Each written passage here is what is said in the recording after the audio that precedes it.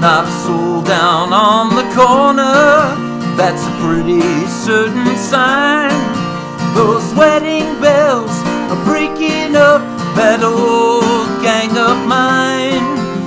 I get that lonesome feeling when I hear those church bells chime.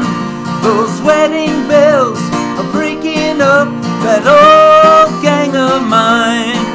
Well, there goes Jack, there goes Jim, walking down Lover's Lane.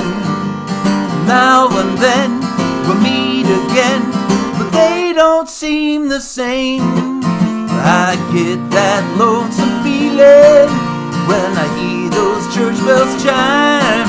Those wedding bells are breaking up that old gang of mine. Here we go.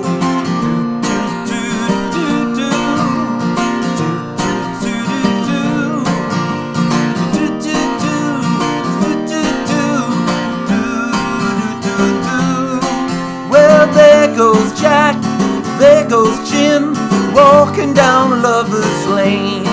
Oh, now and then we'll meet again, but they don't seem the same. I get that lonesome feeling when I hear those church bells chime. Those wedding bells are breaking up that old gang of mine.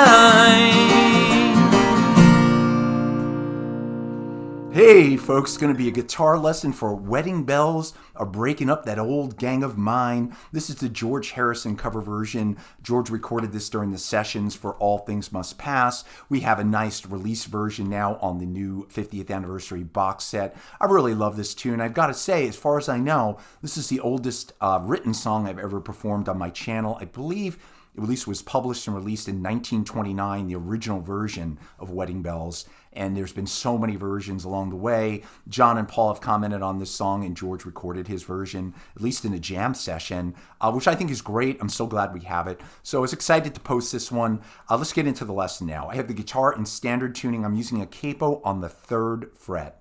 So capo 3, if you want to play along to the record, to the demo. And I'm going to be calling the chords with the capo on 3. Of course, there's not too many chords. Pretty simple stuff. A cool bluesy tune. So let's just start. It's going to start in G major, G. It's going to start with that G. And then I'm just going to play a C over G.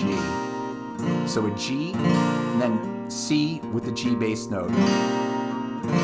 And that's how I'm going to start the verses. G, C over G, G, G, C over G, G.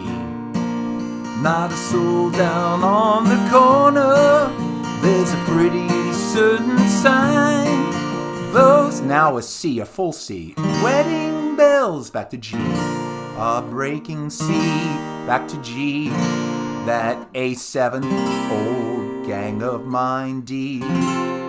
I get that lonesome feeling when I hear those church bells chime.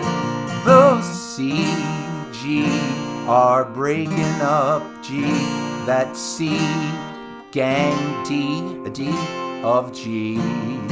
Now the next part, the only other part, I'm going to go to a B7th. Now there goes Jack, there goes Jim. Playing that barred on the 2nd fret with the capo. You could play it open, but a little hard with the capo to fit my fat fingers. So I'm just going to play a bar B7.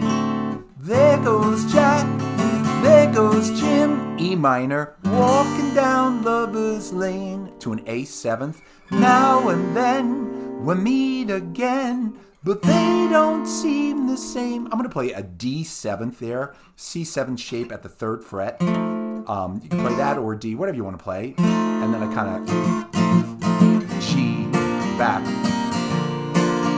When I hear those church bells chime, those wedding bells are breaking up that old gang of mine.